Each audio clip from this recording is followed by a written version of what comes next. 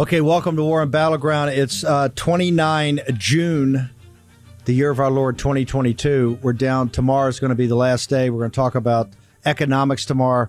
But breaking news this afternoon, Breyer's going to step down after they issue the basically the administrative stay case on the EPA in West Virginia on the power grid, and, of course, the Remain in Mexico. Chris Carter's going to be out there on the steps tomorrow morning. We're going to start at 10 o'clock right there, as we did today, to get all over that. But a bunch of stuff happening this afternoon. I got Boris is joining me. We're talking about polling. And I hate spending time on this, but you almost have to, because I consider it noise, not signal. But it's so outrageous what's happened. Mike Davis, I've asked Mike to join us. Mike and Boris, I'm going to bring you in here in a second. Let me start off with Mike. Mike, there's a situation with the witness from yesterday. And remember, this was they stopped everything. They got everything stopped, fully stopped, and had to bring everybody back.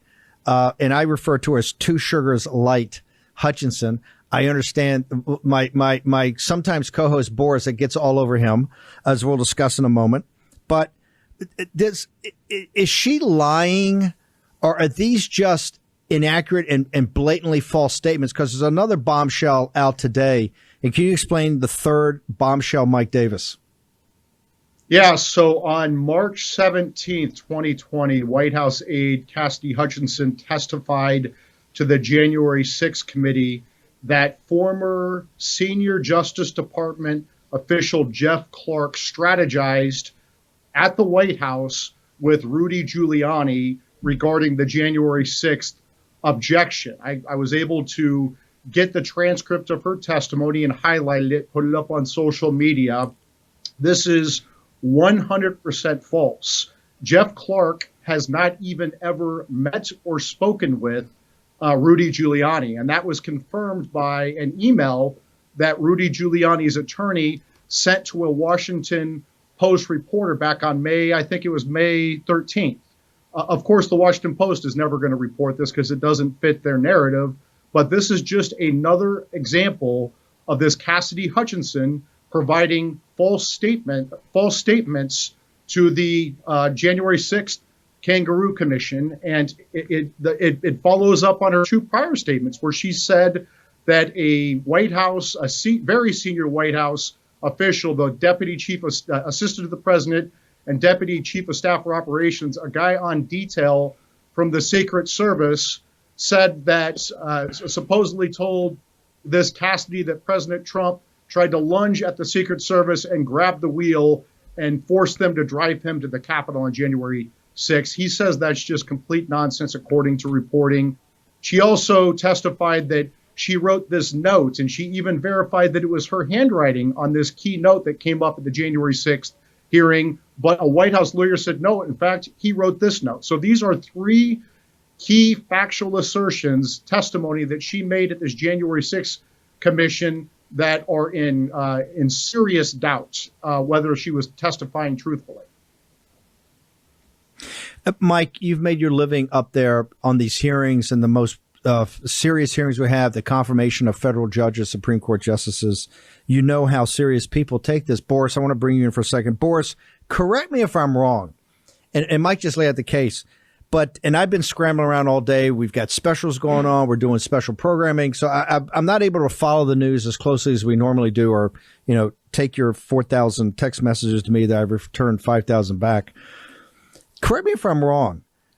Did By the way, your Secret text Service messages say are today, very voluminous in the mornings while I'm trying to get my beauty rest after going to bed at 3 a.m. So, okay.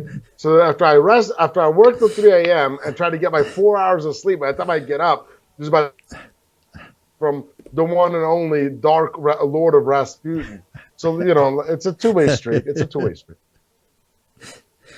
Did the Secret Service, you got to help me out here today, right? You got to help me. Because I've seen Davis before, and when people have hearings, they're very serious. Things are vetted. People do due diligence. They're just not rolling people out. Did I hear the Secret Service say via the Washington Post that they've never been contacted by little Jamie Raskin and Benny Thompson and the committee? Hang on for a second. Not on this issue. So yesterday they come out and say, on this issue, that's why they come out and say, hey, we're prepared to testify. It's not true. The cars aren't built like that. The guys never saw it. He never grabbed anything. But that's the contents of the facts. Please don't tell me that we're up here on national TV and I got Rachel Maddow. She's bringing everybody in last night. She's got every anchor from like 1 o'clock in the morning to her show is all sitting around there. It's the biggest thing. And they're saying it's bigger than John Dean and Watergate. Please don't tell me that the committee never reached out to the Secret Service at all to verify on these topics that she was giving testimony, sworn testimony, I think. They never reached out. I mean, is that the normal process on Capitol Hill, Boris Epshteyn? It's not a normal process in a county hearing. But this thing is a kangaroo court. It's a joke. We've been saying it from the very beginning. And President Trump's branding of this as the Unselect Committee once again proves to be 1,000% true because they're so terrible, they can't even check basic facts. And you know what? It seems like they may have followed the old adage of too good to check. So they got all excited, all revved up, and said, "Oh my God, this is so huge!" Yes, President Trump is Sean. My motto at Breitbart: too good to check. And oh my God, President Trump is Jean-Claude Van Damme, and he's grabbing at the wheel with one hand, and he's choking out a huge Secret Service agent with another, and then he's taking over the Marine One, and he's helicoptering. And this thing is such a joke. But on a serious note, here's the deal. This committee has now murdered. It is destroyed any chance it had at any credibility, okay? It already had, 0 minus. But now, any chance of regaining it, it is dead. It is dead. Because this thing, yes, and remember, this wasn't a scheduled hearing. They grew urgency, right? They put the sirens up and said, oh, this is going to be the biggest thing, and we're going to really have a huge deal for you. And they trot out Cassidy Hutchinson. She lies about the big bombshell, quote unquote, she had about the car. She lied about writing a note that was a key part of her testimony. Now, apparently, she's lying about a meeting that, hey, from my recollection, never happened either. So this is where we stand. The January 6th Unselect Committee should seriously consider ending for good. Because if they continue, they are only going to make themselves seem more ridiculous. If they continue this charade, they are going to only continue to ridicule themselves. So at this point, I wouldn't be surprised if they're thinking, hey, you know what? Maybe we can adjourn and put out a report and good night and good luck. Maybe they're not on there. I'm gonna come right back to you. Davis has got a punch because now that we made him a star here in the war room, he's booked everywhere. We got to fit him in, and we got to work that. We got to work. He's a star. Davis, Mike, two things. Number one, about the gravitas of hearings and the importance of hearings when matters of state like this are being brought up. Is this the way things are normally comported, that they wouldn't even check with something so explosive? They would not check with the Secret Service, sir? I was the staff leader for 30 confirmation hearings, including for Supreme Court justices. I ran 40 Senate Judiciary Committee markup meetings. This is not at all how it's run. This is a kangaroo court. This committee is set up to be a kangaroo court. Nancy Pelosi wouldn't even let Republicans have real representation on this committee. This is a joke. This is a bad joke. This is a dangerous joke. They need to close down this damn thing and move on. You agree with Boris. One last thing. The difference between a lie and a materially false statement. We have her 3 times with materially false statements. Do you think that people can move for perjury charges? I mean, walk me through the legal, where this witness stands right now between materially false statements and perjury lies. Well, there's a knowing component. You can have materially false statements if you're just dumb, which maybe she is, or if she knew she was lying, then you have perjury. So that's the difference. It's her intent. It's her knowledge. Mike, you got a punch. I'm going to talk to you tonight. Get you back on tomorrow. Justice Breyer steps down. Ketanji Brown, Justice Brown steps in tomorrow. I want to talk to you about the politics of all that, particularly in these midterm elections. Mike, tell us how they get to you on social media. How do people follow your other media hits, and how they get to find out more about your work and your site? So very quickly on Justice Breyer, he is a very good man. We may have disagreed with him on his judicial philosophy, but he was a courageous person who stood up for judicial independence and fought back against Democrats' court packing. So all Americans should be very appreciative for Justice Breyer's service. He's a great man. He was great to Justice Gorsuch and his law clerks, including me, when we joined the court. Very good guy, smart, funny, kind, just an all-around good guy. So he will be missed on the court. As for me, I'm at MRD DMIA, MRD DMIA, and it's article3project.org, article number 3project.org. Mike Davis, thank you very much. Thanks for changing the schedule around. So Boris, let me go back to you because this is very serious. I know a lot of people in MAGA are very worked up about this. This is the difference between lying and material false statements. Because you got a lot of MAGA. I know I've been putting out on my Getter account. People are blowing it up all day long about they want to see people move on this about perjury, about perjuring yourself. And look, no as doubt. you know, we've gone through half this segment. It upset me last night on the FDA. I got to take time on this, and it upsets me because it's absolutely not important at all. But they've made it important, and so we got to deal with it. We got to address it. We can't even get to the polling. But the difference between perjuring herself and actually knowingly lied with materially false statements. Where do you think we are in that spectrum? And what would be Boris Epshteyn's recommended course of action here? In terms of the line, it would have to be intent, right? If she's intending to make a false statement. Remember, they ruined General Flynn's life over much less, over a setup really they had when they ambushed him with an interview by the FBI that wasn't even under oath. He had no idea what was going on. This is under oath in front of Congress. And I mean, is there any way that Cassidy Hutchinson doesn't know that's her handwriting?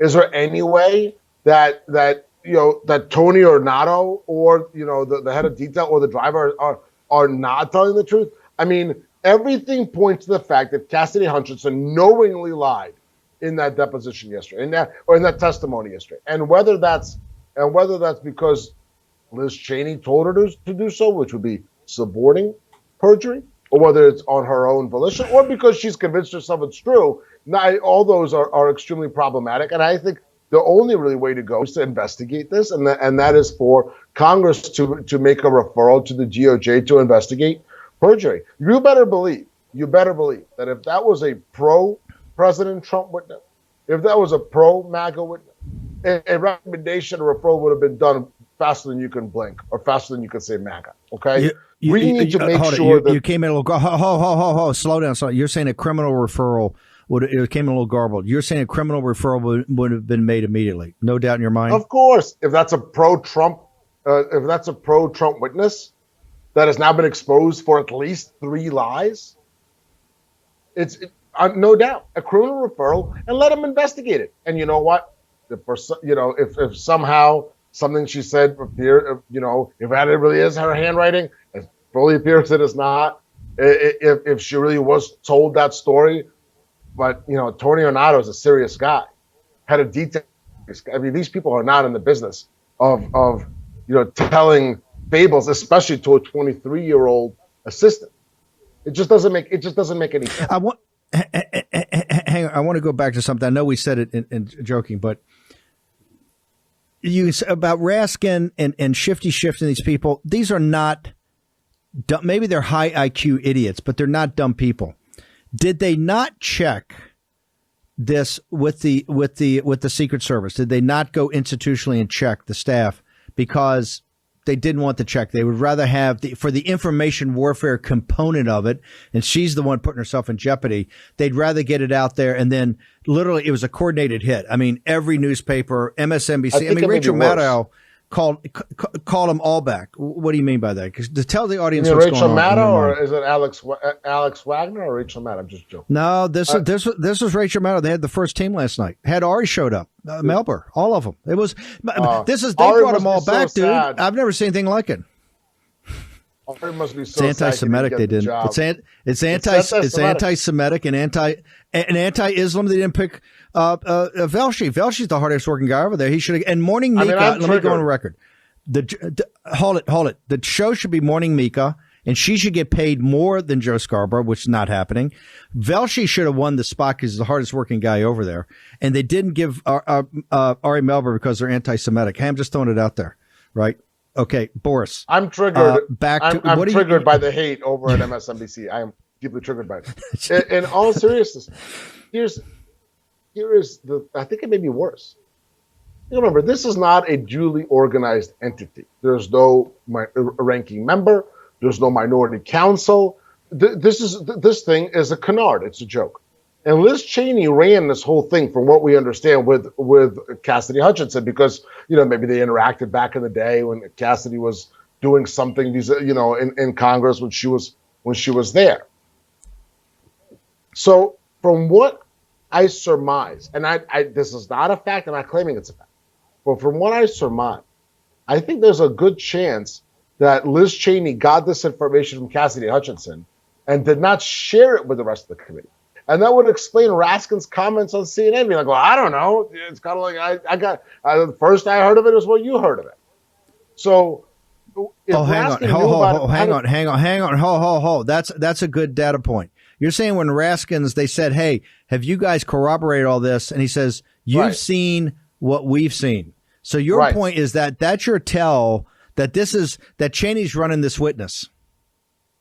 That's and by the way, if you look at the interviews, the tapes, it appears that Cheney is very deeply involved, right? And she was obviously the point person yesterday in the interaction between the committee and Cassidy Hutchinson. So, and then you've got Raskin saying, "Hey, I know what you know. I've seen what you've seen." We're kind of washing his hands of this, right? So that suggests to me, and again, this is my analysis. I'm not saying this is fact. Nobody, people out there, raw stories, writing up all kinds of stories. You got, my guy from the Daily Beast is tweeting about it, probably live tweeting me as we speak, giving us love. And, you got Media Matters and everybody else. Here's my analysis. I think that it's very likely that Liz Cheney, because she is just completely deranged, right? Caught on to this snippet, didn't check it. Remember, their head investigator is now gone, because he's in Fantasyland trying to run against Eric Greitens as an independent for U.S. Senate in Missouri, okay? So they've got no elite investigator. They've got no duly organized committee. They have no real investigation. They've got deranged Liz. And she was like, oh, my God, I got this one piece of information, and it's awesome. And President Trump is, choking people out and drinking a Diet Coke with his foot and tweeting with the other foot and all this other stuff, right? She got all excited, like like JoJo the Clown in Tommy Boy, and didn't check and just threw it out there. Maybe her and Cassidy Hutchinson thought that this was going to be their superstar moment where they really got him good. That's what this suggests to me, that this was not run through even the lack of organization to have whatever chain of command does exist. I don't think this doesn't appear to me that this was run through that chain of command, that they just threw it out there, and Liz Cheney is the one to blame for this terrible, debilitating debacle for the committee.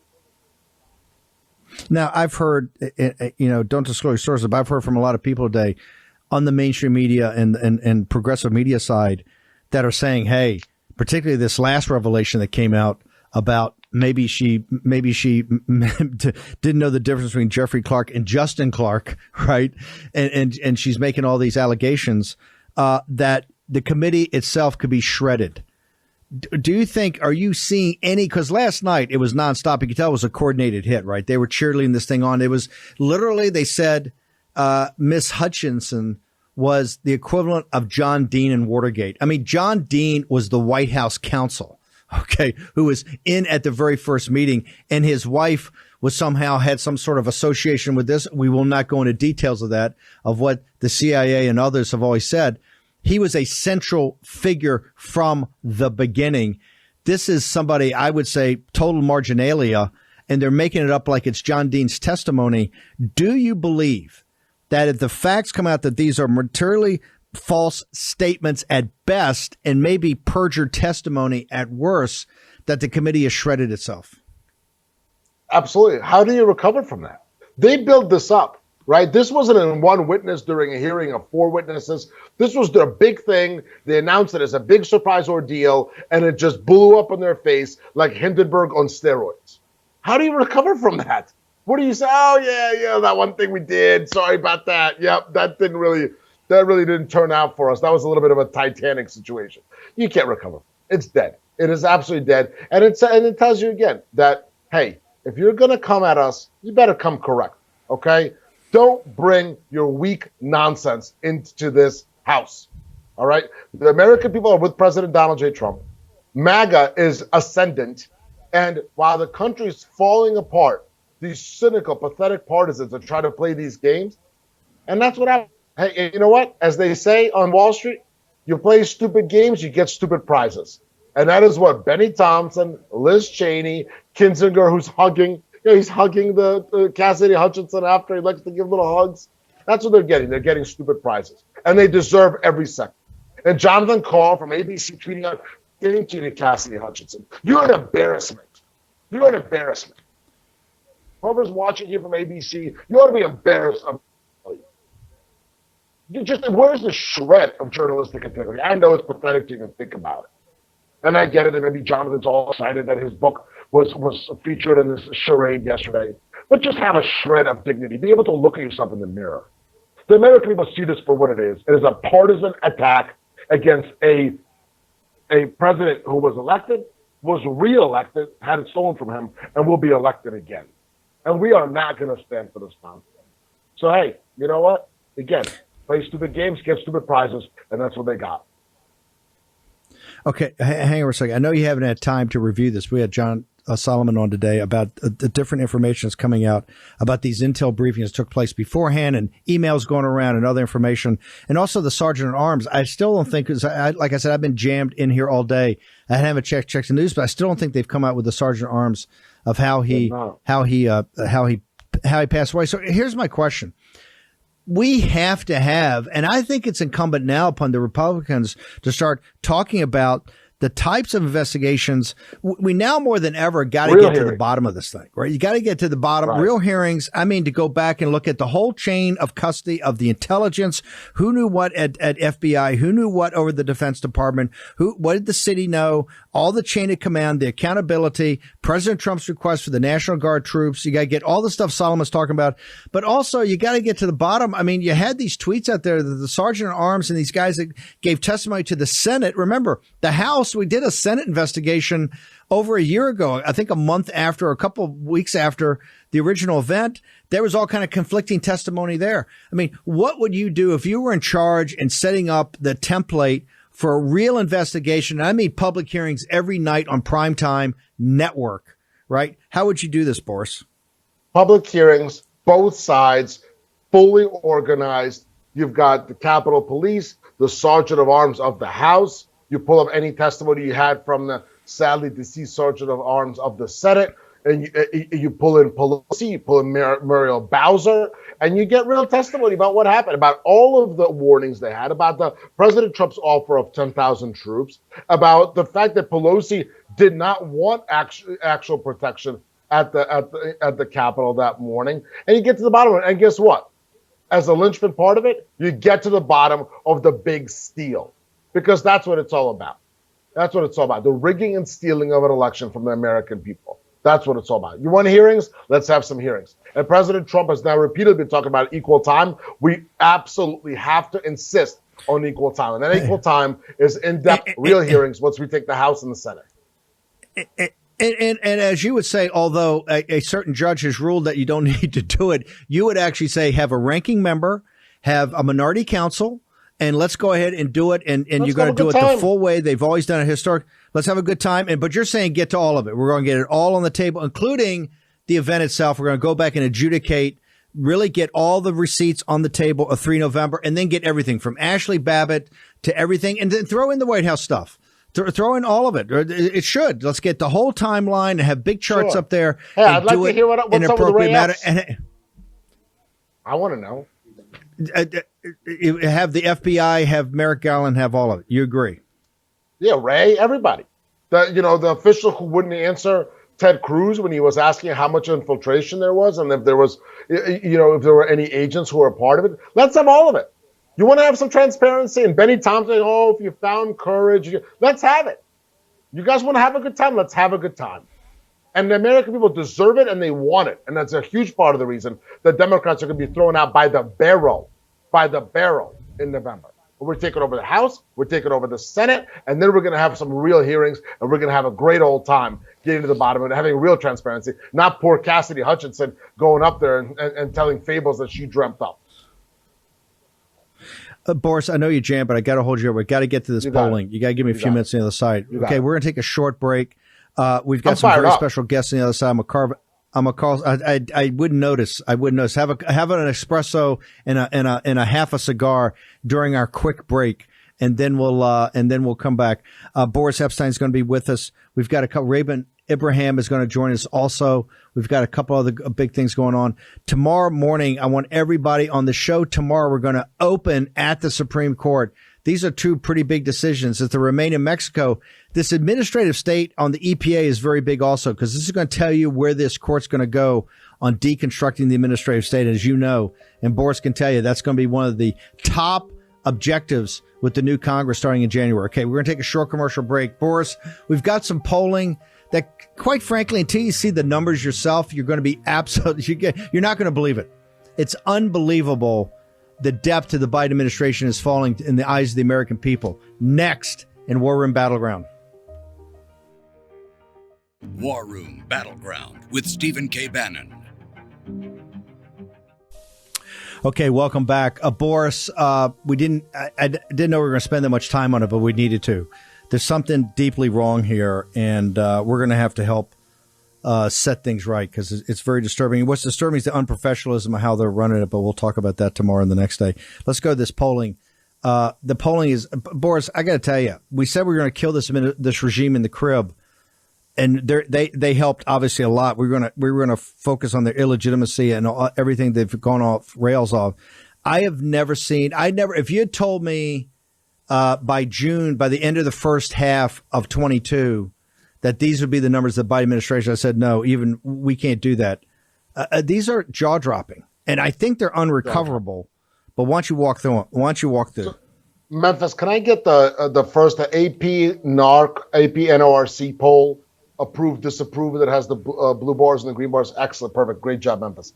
Okay, this is approve, disapprove percentages, okay? And first, it's overall. And, it's 60-39. It's obviously terrible. Okay. Get to independence, 73-25. This is overall his job total. Okay.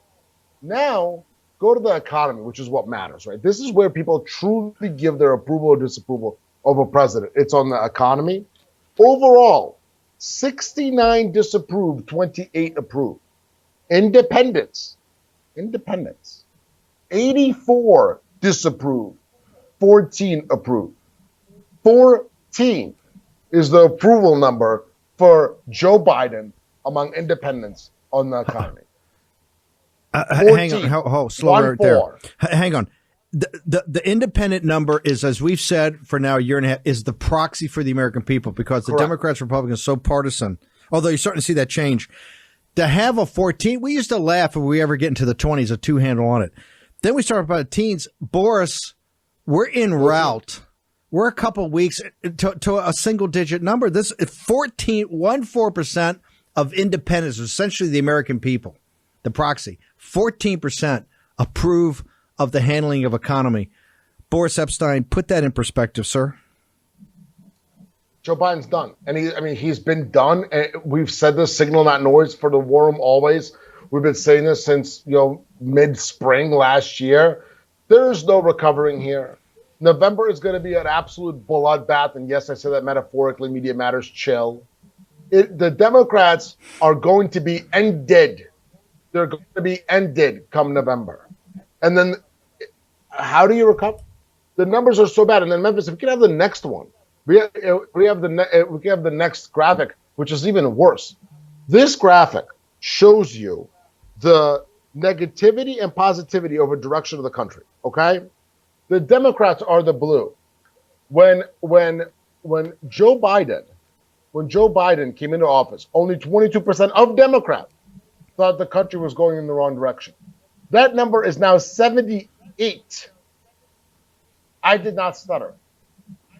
Democrats who think the country is going in the wrong direction have gone from 22 to 78.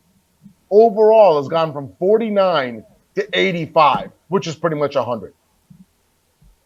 Biden has convinced all of the American people, including pretty much every Democrat, that he sucks.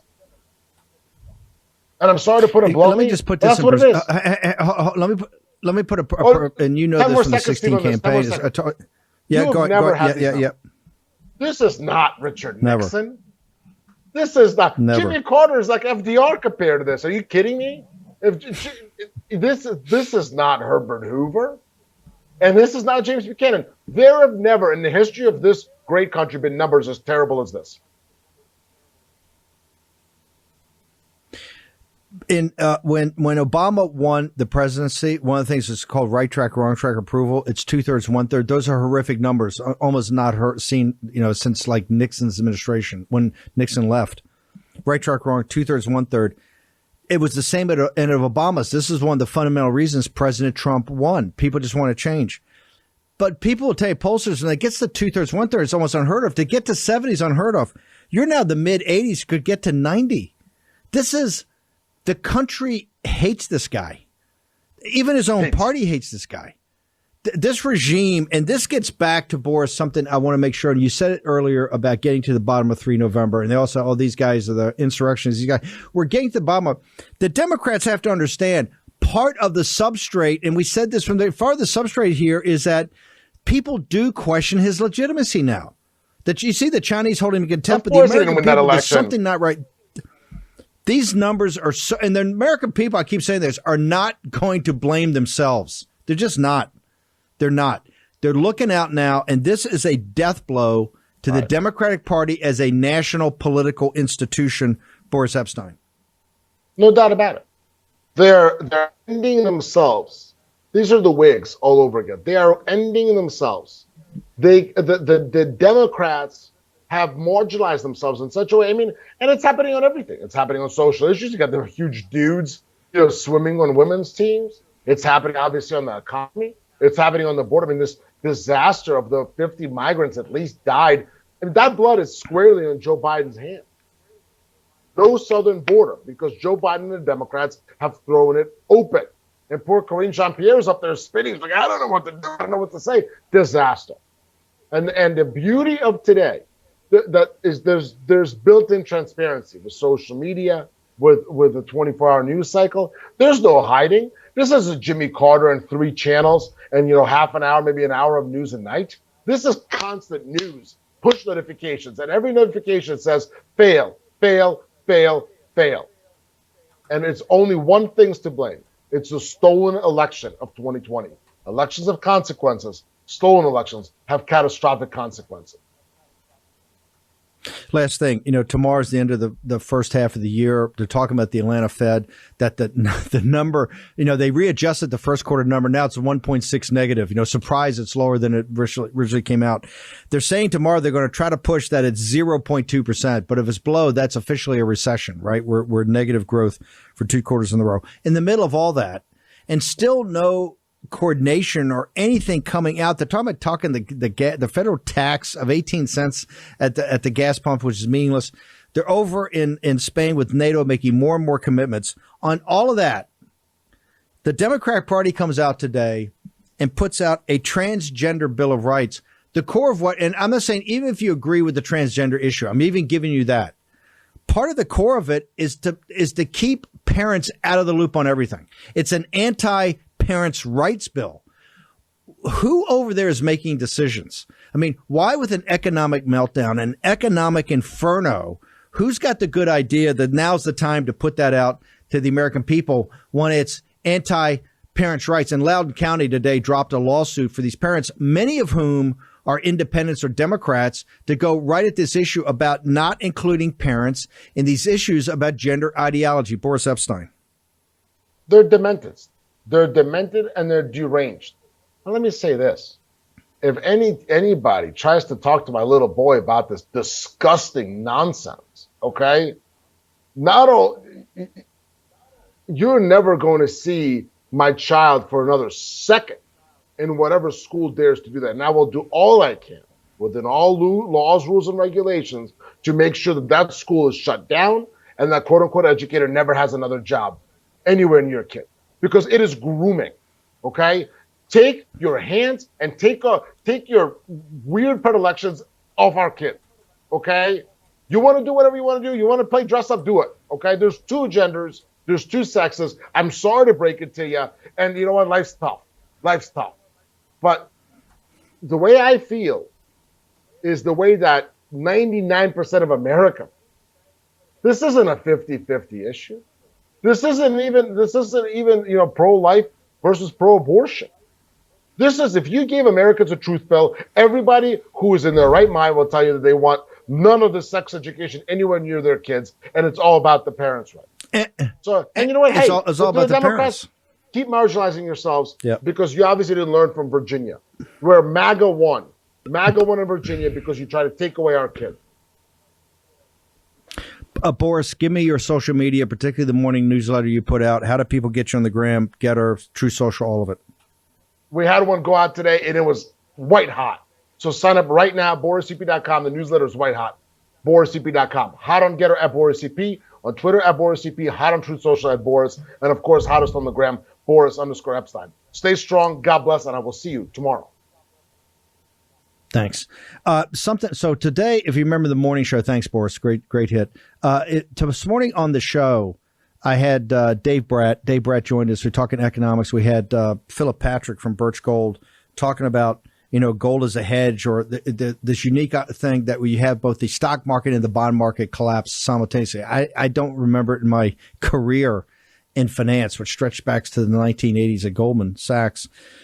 So it's very unique and original. The one thing I was saying is that today, I think there's something like 60 or 2/3 of the American people don't have $1,000 of cash in the bank account they can reach in case they get an emergency.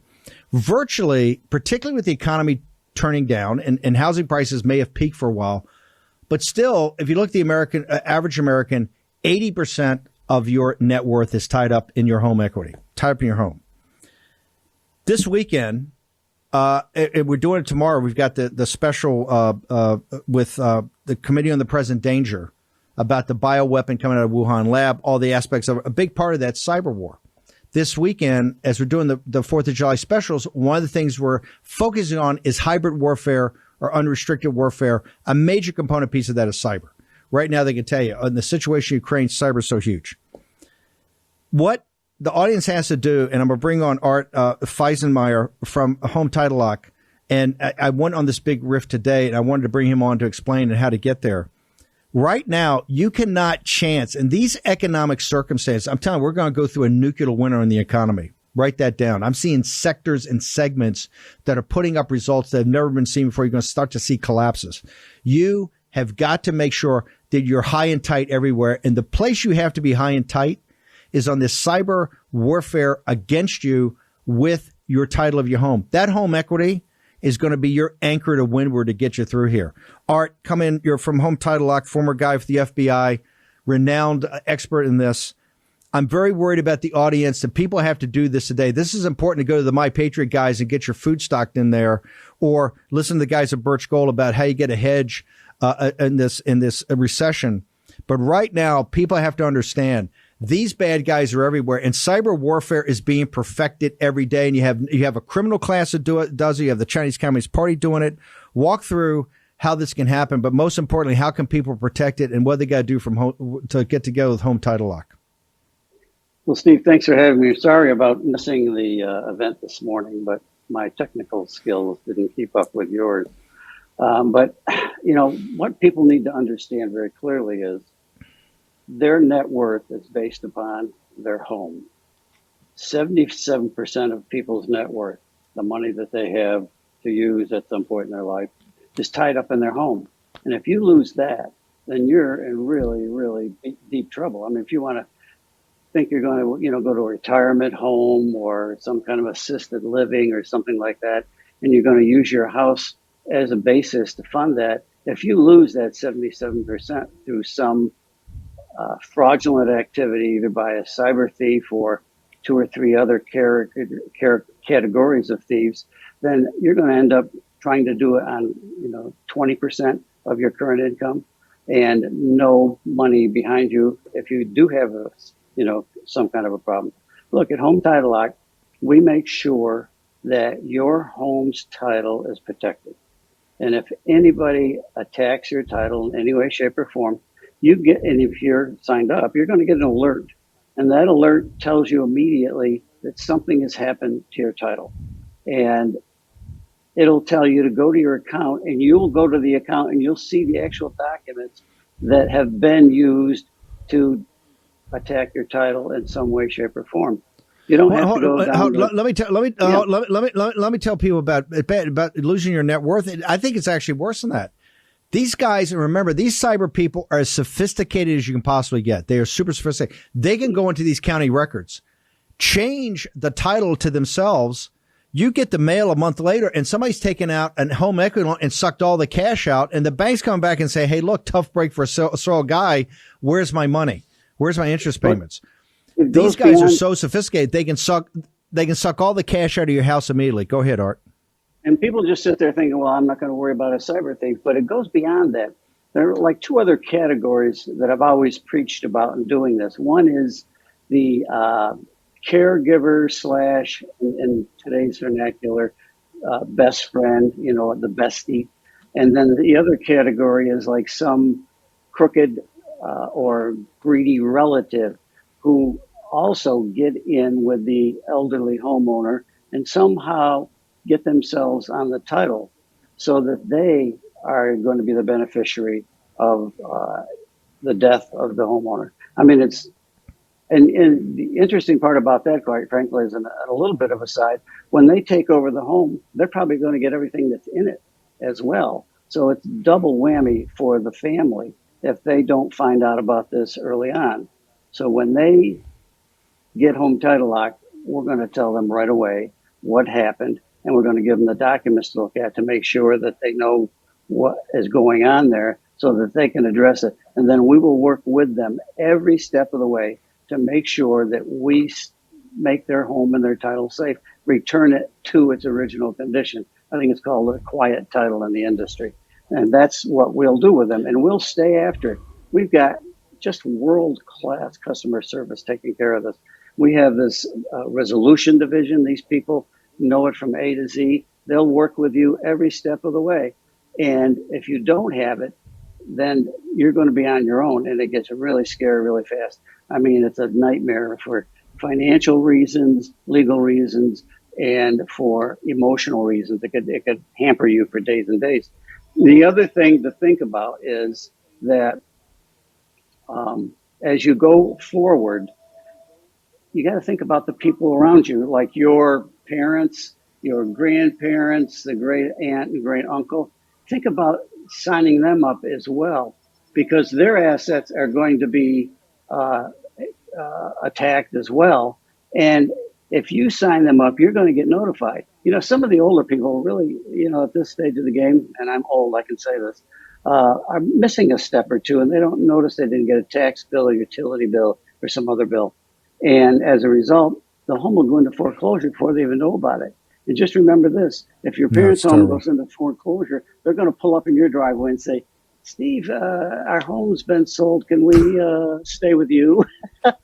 And so take care of your parents, your grandparents, even your in-laws. I mean, you got to do some things, I suppose. Well, we'll skip the in-laws. But on the other hand, you don't want them pulling up your driveway either and saying, we lost our house. Mind if we move in for a while? It's important for people to know that they've got to protect that title, period. Where do they go? Ibrahim, we're going to put it up tomorrow, also in the morning. Where do people go right now? You got to take action. There's another thing you can delay. You got to take action today. Yeah. Where do people go? You go to HomeTitleLock.com, and it's all there to sign up. And one last thing. Once you fill out the information about the property, you'll get a little icon at the bottom after you finish it all out. It'll ask you if you want to add another property right then and there.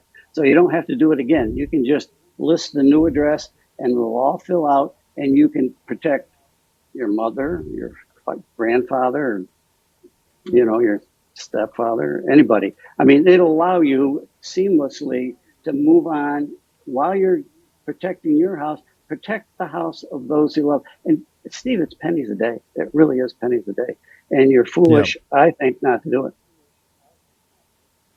HomeTitleLock.com. Art, thank you very much. We're going to run this again tomorrow morning. We'll talk to our morning audience about it. Also, honored to have you on here. You guys doing a great job. Thanks for having me. We Thanks, appreciate brother. it. Yes, sir. In 1098, in the First Crusade, the Battle of Antioch was one of the key battles. Bring in Raymond Ibrahim. He's got his new book, Defenders of the West, and a major article up. Raymond, walk us through. We got a couple of minutes. Talk us about the Battle of Antioch and how did they get your amazing new book, Defenders of the West. Hey, Steve, thanks. Yeah, so the Battle of Antioch, the anniversary of which just passed yesterday, is one of the most important for many reasons. And obviously, it's in the book, of course, in my new book, Defenders of the West. But I'll give you a quick, point by point of the most important aspects. First, the Crusaders had just reconquered Antioch from the Muslims, which actually is an ancient city. It's where the word Christianity was first coined, according to Acts. And it actually was able to to defend itself against the caliphs up until a few years before the Crusaders came. They conquered it, the Turks, and the whole 9 yards, destroying their churches, enslaving their men and women, et cetera, et cetera. The Crusaders come after a very long siege. They take Antioch. Okay, one day later, basically the Sultanate from the east, Cordoba, the Sultan comes with 40,000 men and besieges them. And now the Crusaders are trapped in there. They have no food, nothing. They're way outnumbered. There's maybe 15, 20,000 of them left. And what's interesting is they have, a parlay with him, and it's all about religion, and it's not what secular historians tell you. It's all about. It even went to the point where the Turks told the Christians, you know what, we'll give you Antioch and give you more. All you have to do is convert to our religion, to Islam. The Christians refused it. They were holed up in there, and then they had nowhere. And all they could do is just fight, and they figured they would die. They had communion. They had a procession. They said goodbye to each and every one of them. And then they just burned out and went forth and just had a massive battle, outnumbered, and actually won. We'll have you back on here. How do people get to the book? It is on Amazon right now. Let's put the cover up. Can they pre-order the book right now on Amazon? It can be pre-ordered. It's coming out next month, so in a couple of weeks, in July, and you can get it right now. It's got that battle. It's really about the heroes themselves. We'll get you back on here tomorrow morning.